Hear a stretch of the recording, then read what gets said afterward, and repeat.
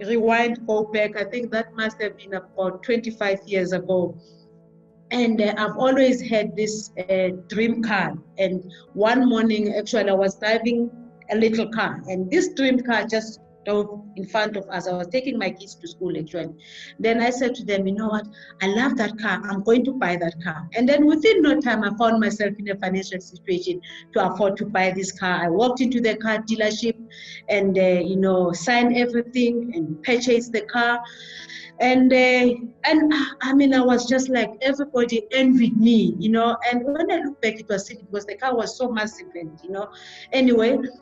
And I managed to pay the monthly installments, and 5 years down the line, things changed, which I didn't anticipate. And one of them, I changed the job, and then I started my own business, and then, phase 2 of my business, and I got divorced.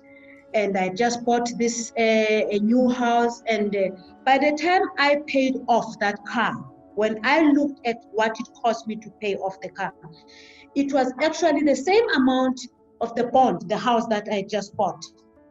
And I said, my good gracious, how stupid this could be. And that car at that point in time, when I paid it off, it was just things were falling apart. It was just breaking down. I could not even afford to service it at the car dealership. I had to go to some sort of backyard mechanics, and things were just disintegrating every day. By the time I actually got rid of that car, and I'm not exaggerating, I still remember, I had paid off almost 600,000 rands. That's what it had cost me to pay off the car. And when I eventually did a trade-in, it was 35,000 rands. That's what I got, because that's what it was worth. So, and and the house that I had bought way back then, I think the bond must have been about 500,000 rands. And the house today, as we speak, it's worth 2.5 million rands.